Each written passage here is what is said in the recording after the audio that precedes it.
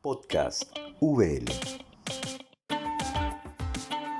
Bienvenidas a esta tercera parte del podcast de la Universidad Bíblica Latinoamericana. Mi nombre es Raquel Huertas y estoy conversando junto con el profesor, el doctor en teología, Juan Alberto Casas, sobre el libro de Apocalipsis. Así que acompáñanos en esta parte final donde veremos un poco cómo se ha leído en la historia este libro y también al final cuál es la esperanza o qué es lo que nos dice el libro de Apocalipsis al final sobre la esperanza. Entonces, continuemos. Ok, entonces estamos. Estamos. Muy bien, profe. Yo he metido mucho la cuchara porque casualmente, como dijimos al principio, el libro de la Revelación ha sido uno de los más usados para infundir miedo dentro del cristianismo. Y esto Sí, no es algo de ahorita, ¿verdad? sí. Este libro ha tenido muchas interpretaciones a lo largo de la historia.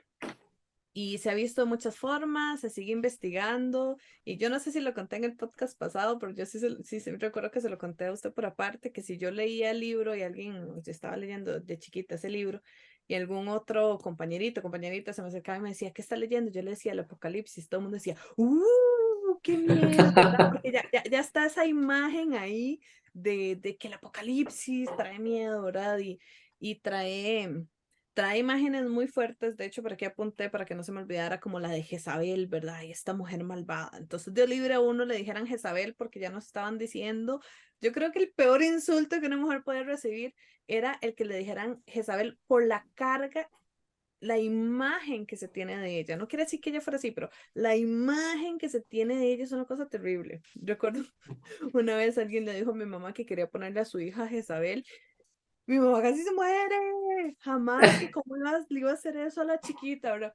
Entonces, estas relecturas se han hecho desde siempre, y yo, o sea, yo no creo que hasta ahorita se agarrara el Apocalipsis para hacer una teología yo les digo teología de miedo. Eso tuvo que haber pasado a lo largo de la historia. Entonces, ¿qué sabemos qué sabemos de estas relecturas? O cómo se ha visto el Apocalipsis, el libro de la Revelación durante la historia. Bueno, aquí ya entramos en la etapa de lo que sería el delante del texto. Mira que estamos pasando del detrás del texto, es decir, a la historia que posiblemente a la que está respondiendo el libro del Apocalipsis. Ahora miramos la historia de la recepción del texto. Y esa historia de la recepción implica también algunas situaciones o etapas en la historia del cristianismo en las cuales el Apocalipsis fue puesto bajo sospecha. Vamos a encontrar en escritos, por ejemplo, de Eusebio de Cesarea, donde va a hablar del Apocalipsis como literatura espuria, es decir, literatura que no puede ser considerada para nada como parte del canon. Por poco nos quedamos sin podcast.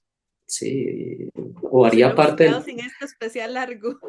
claro, o haría parte del podcast sobre apócrifos de los textos bíblicos, ¿sí? Pero entonces ha habido, frente al Apocalipsis, uno no se puede quedar indiferente.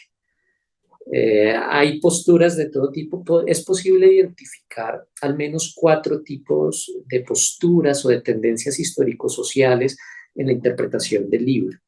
Por una parte, hay un modelo que se llama simbólico o espiritual o idealista, donde propone precisamente una interpretación espiritual de los hechos. Es decir, aquí vamos a encontrarnos con las alegorizaciones del Apocalipsis que llegan a afirmar que estas batallas que son narradas, esta lucha, pues en realidad es un reflejo de lo que acontece al interior de la persona.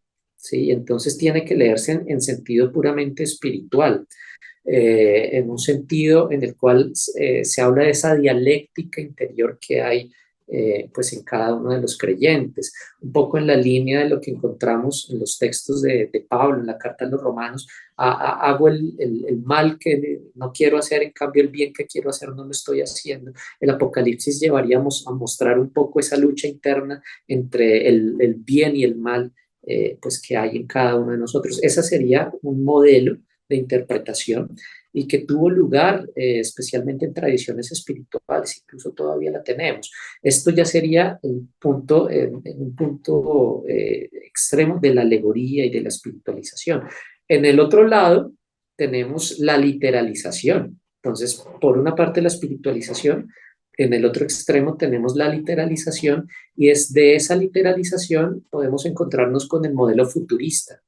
Y entonces, según ese modelo futurista, pues que parte de un literalismo feroz, vendríamos a ver algunas tendencias de lectura que llegan a decir que lo que se narra en el Apocalipsis es una profecía, y esto es muy interesante porque se nota que no se entiende qué es profecía, porque se cree que profecía es adivinar el futuro, y entonces que el Apocalipsis estaría profetizando en términos de adivinar los sucesos que irían a acontecer en torno al fin del mundo, al juicio final, a las batallas de Armagedón, etcétera. Entonces aquí tendríamos toda esta perspectiva que incluso frente a acontecimientos contemporáneos como guerras, como catástrofes naturales, etcétera, alguno, no falta el que llega a decir, eso ya lo estaba diciendo el Apocalipsis.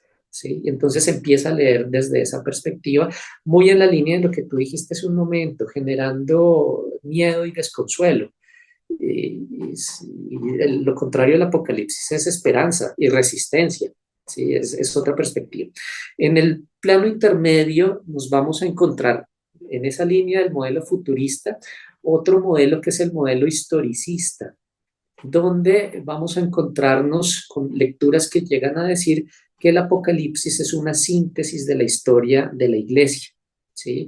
Este tipo de lecturas son muy fuertes, especialmente en el medievo, y se basan en textos, por ejemplo, que encontramos en el capítulo 1, verso 19 del Apocalipsis, que dice lo siguiente: escribe pues lo que has visto, lo que ya es y lo que va a suceder más tarde.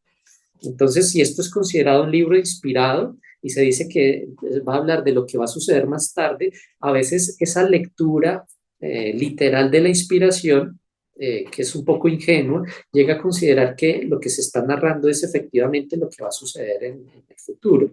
Y entonces se ha llegado, por ejemplo, desde algunos autores medievales como Joaquín de Fiore, que vive entre los siglos XII y XIII, ya estamos en pleno medievo, pues él va a hacer una relectura del Apocalipsis como parte de la explicitación del plan de Dios sobre la historia, y él va a leer el Apocalipsis como si fueran varias etapas de la historia del cristianismo, de la cristiandad, donde estaría la etapa del Padre, que correspondería al tiempo del Antiguo Testamento, donde la figura emblemática sería la figura del profeta, el tiempo del Hijo, que sería el tiempo del Nuevo Testamento, donde la figura emblemática sería el sacerdote del Nuevo Testamento, y finalmente el tiempo del Espíritu, que ya correspondería a los tiempos post-pascuales y post-escriturísticos, y Joaquín de Fiore habla ahí de las figuras de los monjes mendicantes. Algo que genera mucha difusión de esta lectura joaquinista de la historia es que precisamente en tiempos de Joaquín de Fiore surgen las órdenes mendicantes, los franciscanos y los dominicos. Entonces la reacción de la Europa medieval es: Joaquín de Fiore tiene razón y hay que seguir su tipo de lectura de la Biblia. Posiblemente algunas facciones de la Reforma van a ser joaquinistas. ¿Sí? Es decir, van a retomar esta lectura de Joaquín de Fiore, por ejemplo, la que ve en la prostituta de Babilonia, que encontramos en el capítulo 17 del Apocalipsis, al Papa de Roma. ¿Sí? Sigue esa misma tradición de historizar todo lo que encontramos en el Apocalipsis y decir, eso que se profetizó, eso es lo que está pasando en ese momento. Ese es el modelo historicista. Hay un modelo que surge a finales del siglo XVIII en la escuela de Tubinga, donde empieza todo el proceso de análisis crítico de la Biblia, especialmente desde el protestantismo. Se llama el modelo preterista. Y entonces lo que llega a afirmar es que el Apocalipsis realmente lo que está describiendo es el contexto paleocristiano de inminencia escatológica, es decir, estaría describiendo algo por lo cual están pasando las comunidades de la segunda mitad del siglo I, donde habría una situación de persecución, como lo decía hace un momento, que lo encontramos en esos grandes comentarios, y el Apocalipsis vendría simplemente a reflejar esa situación por la que están atravesando estas comunidades. Ahora bien, todos estos modelos y todos estos tipos de lectura y modelos de recepción del Apocalipsis, pues cada uno tiene sus desventajas, en el sentido de que si yo me quedo simplemente con un modelo simbólico espiritual, estoy despolitizando el Apocalipsis. Y el Apocalipsis es un texto profundamente político, que no solo habla de algo que puedo experimentar en el interior, sino de una realidad, perdona la redundancia, real, donde hay una política de opresión que está pidiendo resistencia, etcétera. Y tampoco el modelo futurista o historicista está respondiendo a esto, porque detrás hay un pensamiento profundamente fundamentalista.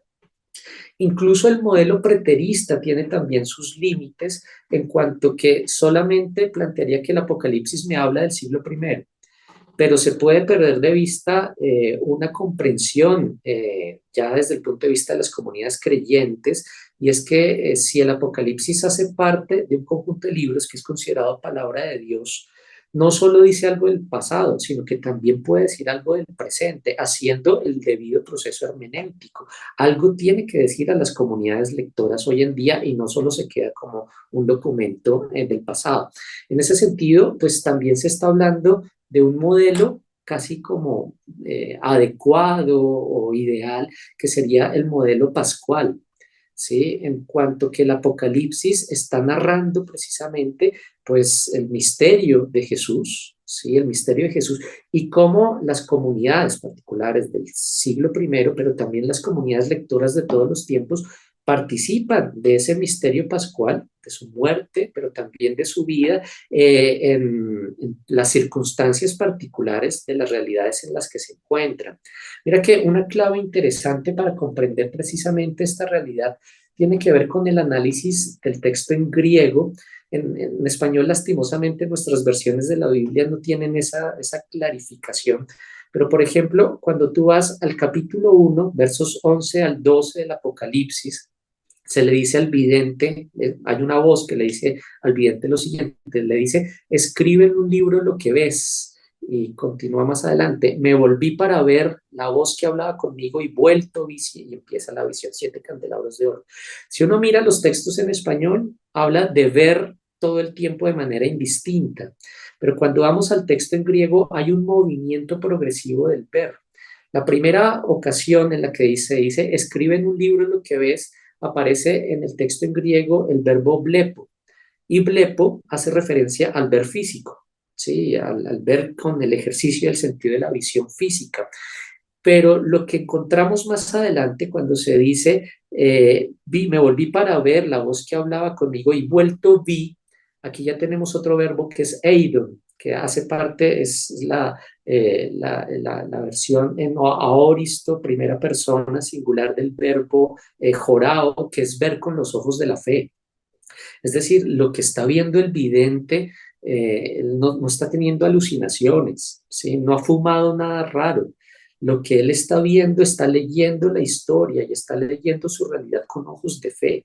Las visiones van a ser entendidas desde esa perspectiva. Está leyendo la realidad con ojos de fe. Lo que está viendo y la fuente de su mirada es el acontecimiento pascual, es el querigma de la iglesia primitiva. Por eso esas visiones no muestran nada más que la representación simbólica de esa victoria pascual de Cristo en un marco litúrgico, incluso en un marco cultural.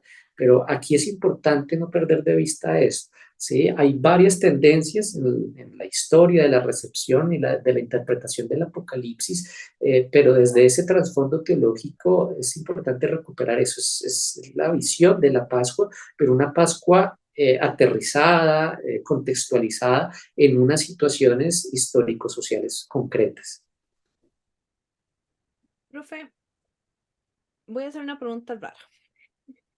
Si usted tuviera que definir o decir el apocalipsis en un minuto, dos, o sea, hablar de en sí qué es el apocalipsis, ¿qué diría?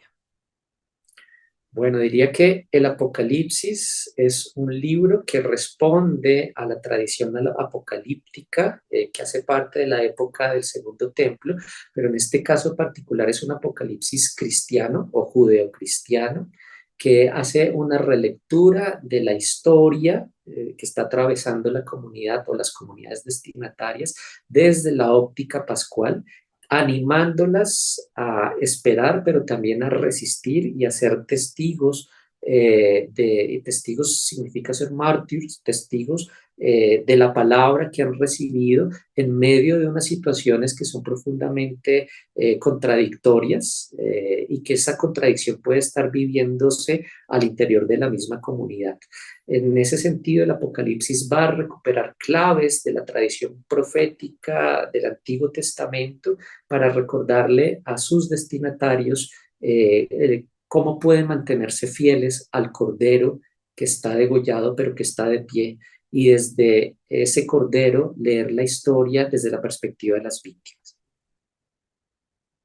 Ok, profe, ya para finalizar, hemos hablado mucho, mucho, mucho de este libro.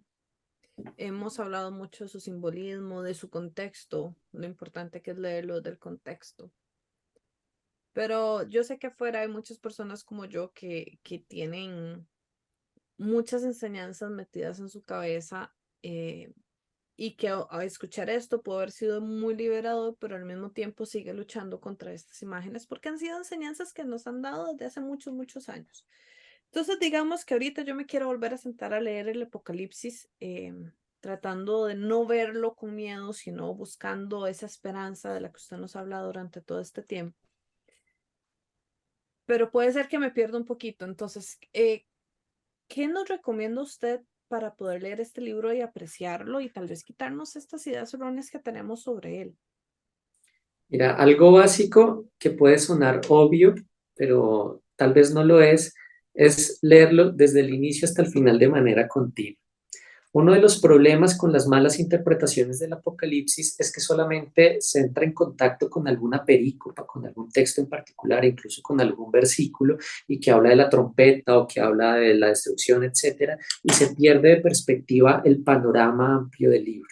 Entonces, aquí, como te decía, puede sonar obvio, pero la práctica de las comunidades creyentes no es así, ¿sí? En el caso particular de la Iglesia Católica, el Apocalipsis en la liturgia celebrativa se lee muy poco, digamos, tiene lugar en celebraciones particulares, los himnos, si acaso, en las oraciones de las tardes, etcétera, pero una lectura continua de todo el libro no la tenemos, no la tenemos. Entonces, parte de la desinformación, de las fake news que se dan en torno al Apocalipsis, de este ámbito un poco paranoia o pánico colectivo, se debe a que es más lo que escuchamos sobre el Apocalipsis que lo que leemos directamente del texto. Entonces, que podamos hacer el ejercicio de lectura continua, ¿sí? Y no quedarnos solamente con partes, porque es que la lectura continua nos lleva de una perspectiva que puede ser un poco pesimista al inicio, pero mostrándonos que lo pesimista o las realidades de muerte o destrucción no tienen la última palabra, sino que si seguimos leyendo nos vamos a dar cuenta que la última palabra la tiene la vida, la tiene la nueva creación, la nueva Jerusalén, la tiene la esperanza y la victoria, ¿sí? Entonces, cuando ya tenemos el conjunto, nos queda una mejor perspectiva de lo que puede ser el libro del Apocalipsis. Ahora, esta lectura continua la podemos hacer acompañados también de ediciones críticas o ediciones de estudio de las Biblias que pueden presentarnos una buena introducción, un buen aparato crítico, notas al pie de página, buenos paralelismos. Entonces, los invito a mirar también estos elementos, estas herramientas que ayudan en nuestro ejercicio.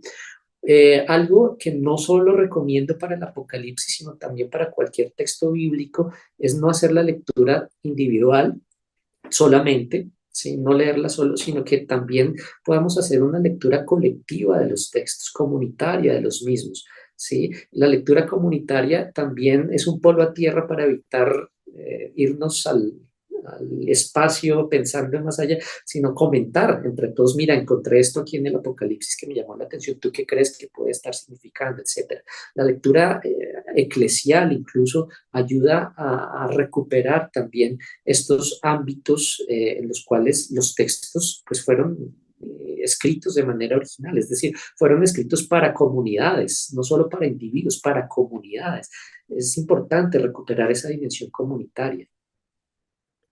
Profe, me gustaría agregar algo que ya dijimos en el podcast pasado, y es que también como estamos llenos de simbolismos, ¿verdad? Sí, Sería muy bonito tener una lista de los símbolos y cuando vamos leyendo y vemos un número, vemos las trompetas o los candelabros, recordar qué significa, tenerlo ahí y decir, ok, cada vez que vemos eso está hablando de esto. Y entonces también descodificar un poco la cantidad de símbolos, porque es un libro, como vimos al principio, es un libro que tiene demasiado simbolismo y tal vez eso también nos ayuda a liberarnos un poco de estas lecturas con miedo que muchas veces hacemos del texto, porque casualmente como nos da miedo no lo leemos, pero nos sí. siguen informando por otro lado. Me gusta el término, el fake news, las noticias falsas, ¿verdad? Nos empiezan a dar estas noticias falsas del apocalipsis que lo que hace es aumentar nuestra ansiedad, nuestro miedo hacia el libro, cuando es todo lo contrario. Profe, se nos hizo un poco largo el podcast, le hicimos así un poco al propio porque casualmente como es un libro que se lee poco, queríamos darle el tiempo para entenderlo, para hablar. Ahorita que usted mencionó, me di cuenta que no hablamos mucho del final del libro, no hablamos de la Nueva Jerusalén y del cielo nuevo y la tierra nueva, este, y la verdad no me gustaría irme sin por lo menos mencionarlo. Entonces, tal vez ya acercándonos a la conclusión, así como va concluyendo el Apocalipsis con esta esperanza, ¿por qué no nos cuenta un poquitito de estos simbolismos del final? Bueno, hay un estudio muy interesante que realizó, creo que hace parte de la tesis doctoral de Ariel Álvarez Valdés, precisamente en torno a estos capítulos finales del Apocalipsis de la Nueva Jerusalén. Y algo que él retoma es que esto no es original del autor del Apocalipsis. Vamos a encontrar otros apocalipsis ya de carácter apócrifo que culminan también con visión de Nueva Jerusalén, todos ellos bebiendo, tanto el Apocalipsis de Juan como estos otros apocalipsis de visiones, que encontramos visiones proféticas ya presentes en el Antiguo Testamento, como Isaías, como Ezequiel. Y es interesante recurrir a este trasfondo porque recordemos que tanto el Deutero como el Trito, Isaías como Ezequiel, están escribiendo en el contexto donde no hay Jerusalén. Es decir, la ciudad de Jerusalén ha sido destruida, ¿sí? Eh, lo que acontece con Babilonia en el 587 a.C. Entonces, ante una destrucción como esta, ya empieza a pensarse la idea del regreso. Yo me imagino que muchos de los que están regresando es regresar a que no hay nada, hay ruinas.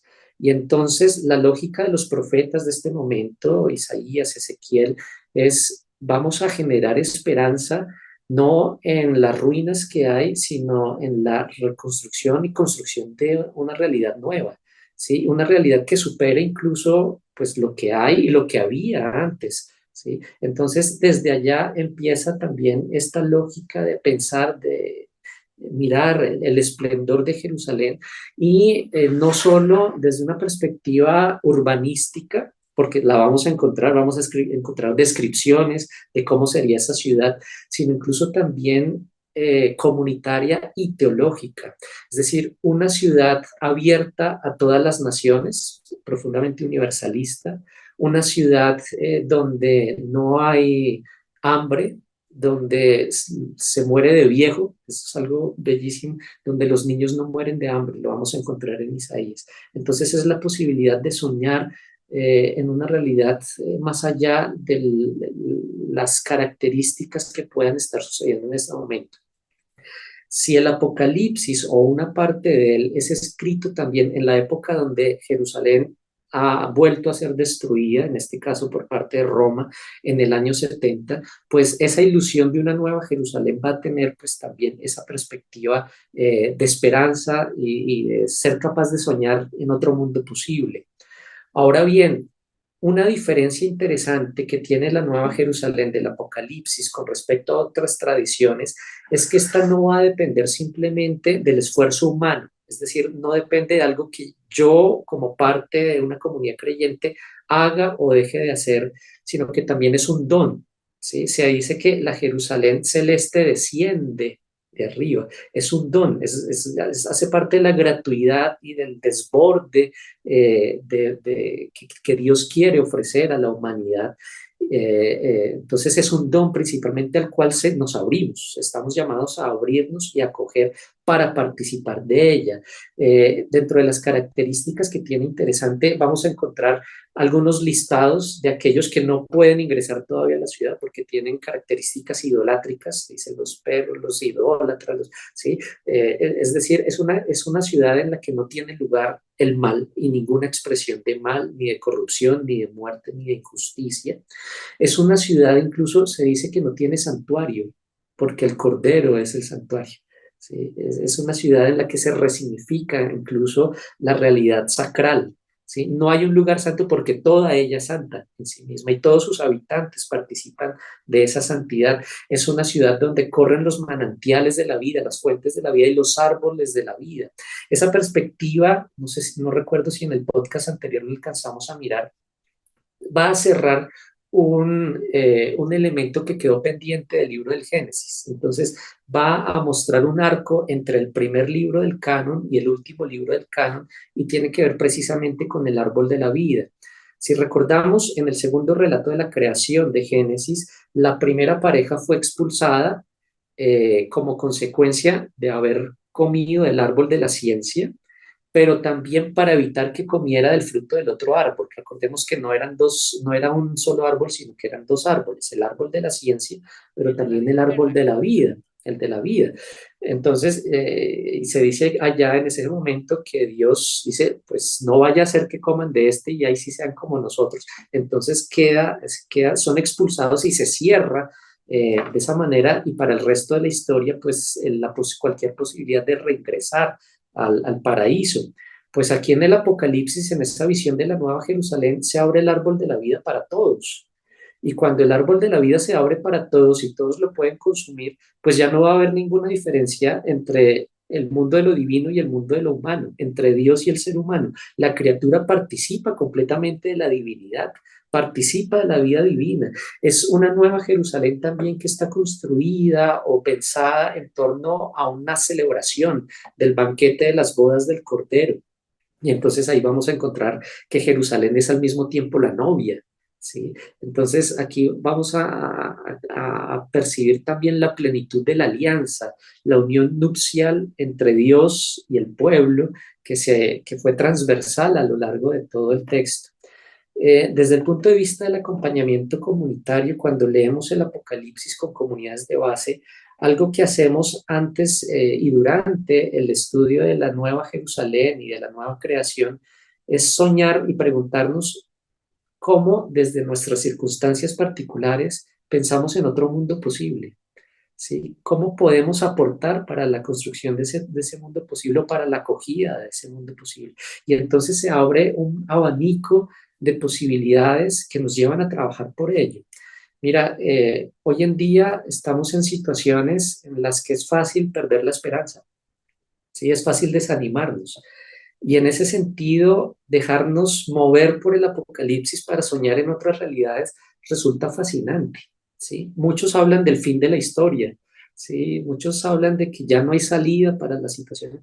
En ese sentido, el apocalipsis mueve a la creatividad, al ser capaz de sentir que podemos seguir trabajando por una nueva realidad, por un mundo nuevo, porque el reino de Dios es posible. Y entonces el Apocalipsis desde esa perspectiva deja de ser un libro oscuro y un libro que infunde temor a ser un libro que impulsa a la renovación, al crecimiento y a nuevas posibilidades. ¿Sí? ¿Cuánto necesitamos esperanza hoy? Profe, qué bonita forma de terminar el podcast, porque casualmente mientras usted hablaba yo pensaba y decía que es una ciudad que no solo desde el cristianismo, desde muchos lados eh, se ha pensado en este mundo mejor. De hecho, se me vino a la cabeza inmediatamente la canción Imagine de John Lennon, ¿verdad? Sí, Imagina un wow. mundo sin hambres, donde, se me olvidó, la tengo en inglés. Imagina un mundo donde todas las personas vivan en paz, Ajá. ¿verdad? Y qué bonito sería. Y esa misma canción dice, es que es posible si todos trabajamos, si todos y todas trabajamos por algo así. Entonces al final puede ser una utopía, pero al mismo tiempo puede ser una realidad si todos trabajamos por ella. Pero qué Y difícil. perdóname, esto que me estás diciendo, eh, creo que puede ser más que una utopía, porque utopía es un no lugar. Desde esta perspectiva creo que es una eutopía, un buen lugar, un buen lugar que es posible y que podemos soñar, ¿sí? Porque la utopía se queda en el jalonar hacia aquella realidad. Aquí la utopía nos lleva a pensar en un buen lugar para todos y todas, donde hay vida en abundancia para todos y todas, incluyendo, y esto es muy interesante antes de terminar, muestra también una reconciliación cósmica, es decir, la Nueva Jerusalén no es solo para los seres humanos. ¿Sí? En la Nueva Jerusalén hay una convivencia entre el mundo de lo natural, de lo cósmico, hay árboles por todo lado, ¿sí? Es una reconciliación con lo que se ha llamado la casa común, con todo el universo, todos caben aquí, e incluso también hay una reconciliación con la perspectiva de la ciudad.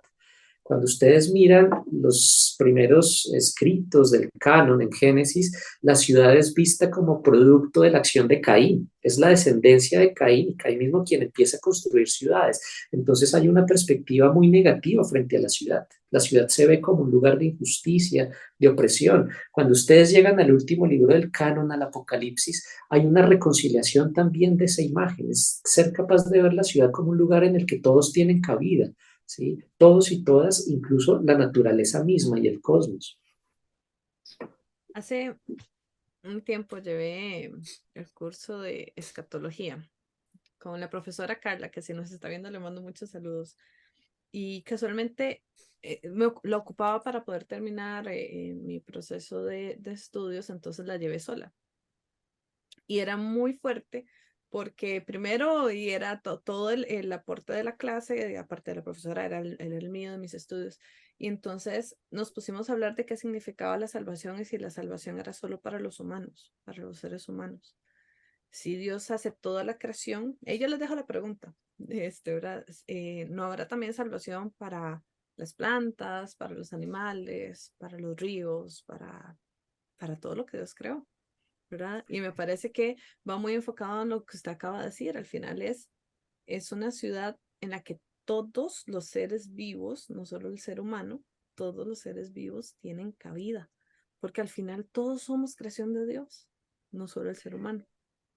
Mira que en ese sentido el Apocalipsis tiene una clave de comprensión muy interesante, por ejemplo, en el sexto sello, donde se narra una serie de, uno podría decir, catástrofes cósmicas o naturales, ¿sí? Y a veces uno lo ve, uy, eso es profecía del terremoto que va a pasar ese. No, no, no. Porque hay que leerlo, insisto, desde el conjunto del texto, no leer solo esto, sino leer lo que dice antes, lo que dice después, mirar la secuencia. Lo que viene inmediatamente después vienen a ser catástrofes sociales, ¿sí? Donde están los reyes, los magnates, los esclavos libres y todos. Lo que está mostrando en últimas el Apocalipsis es que hay una interrelación entre las realidades sociales y las realidades naturales.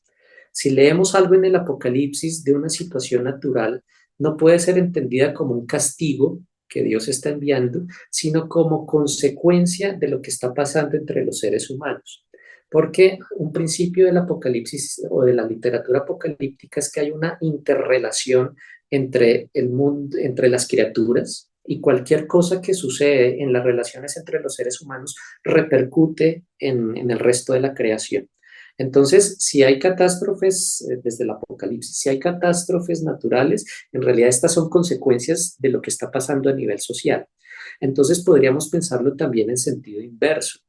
La plenitud de la relacionalidad humana en términos de justicia, pues genera también una plenitud en la vivencia de los demás seres, incluso no humanos, ¿sí? Donde finalmente hay una interrelación entre todos. Incluso hay algo que todavía está pendiente en torno a los estudios del Apocalipsis y es la dimensión ecoteológica que tienen estos textos. ¿Sí? En el Apocalipsis hay una ecoteología a flor de piel.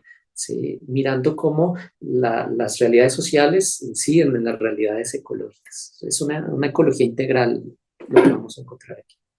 Bueno, profe, le cuento que tenemos planeado, todavía no lo hemos logrado concretar, estamos en eso, pero sí tenemos planeado hacer un podcast en algún momento, casualmente, de el medio ambiente, ecoteología, dentro del Nuevo y Antiguo Testamento también. Entonces, por ahí va, no hemos logrado, como decimos aquí, no hemos logrado cuajarlo, pero la idea sí está. Entonces ahí síganos en redes sociales, ahí cuando ya lo tengamos les vamos a avisar. Profe, ay, cómo he aprendido con usted. A veces no me gusta cuando vuelvo y lo digo que ya se ha pasado mucho el tiempo. Este, bueno, ya le hice la pregunta de qué nos recomienda, pero ya tal vez como su conclusión final para despedirnos sobre este tema al que le dimos mucho tiempo. ¿Cuál sería? Miren, yo les quiero invitar a leer el Apocalipsis, pero no solo leerlo como un texto del pasado, sino como un texto que tiene mucho para decirnos a las comunidades creyentes hoy en día y establecer esto que la hermenéutica latinoamericana pues ha puesto tanto énfasis, ser capaz de leer la vida y la realidad a la luz de la Biblia. ¿Sí? Y establecer un diálogo entre Biblia y vida, porque ambos son ámbitos de palabra de Dios. Creo que el Apocalipsis tiene mucho que decir y que es necesario volver a leerlo precisamente por todo este potencial que tiene de encaminar al movimiento, al no cruzarnos de brazos, ¿sí? Porque existe incluso una tentación que también bebe la apocalíptica y es llegar a pensar que si la historia ya está escrita, entonces yo me cruzo de brazos a esperar que pase la historia y no hago nada. Y entonces lo que hago es una fuga mundi. ¿Sí? Es fugarme, pensar en el más allá y dejar de comprometerme con el más acá. El Apocalipsis, desde esta perspectiva, lleva a un compromiso profundo con la realidad y con el reconocimiento de que el reino de Dios se construye desde el aquí, desde la ahora y desde el ser capaz de soñar con nuevos horizontes y nuevas perspectivas. Entonces, ojalá que podamos leerlo, disfrutarlo y dejarnos transformar por él. Profesor, muchas gracias. Antes de cerrar, quiero contarles que estamos muy cerca de terminar el ciclo de Biblia. Al principio hicimos una introducción a la Biblia, luego hablamos todo el Antiguo Testamento, Nuevo Testamento. Estamos a punto de cerrar este ciclo. Y vamos a empezar con uno muy bonito, histórico, que viene con un formato también un poquito diferente, pero nos encantaría que ustedes nos indiquen si sienten que algún tema, libro o algo importante dentro de los libros que encontramos en la Biblia se nos escapó.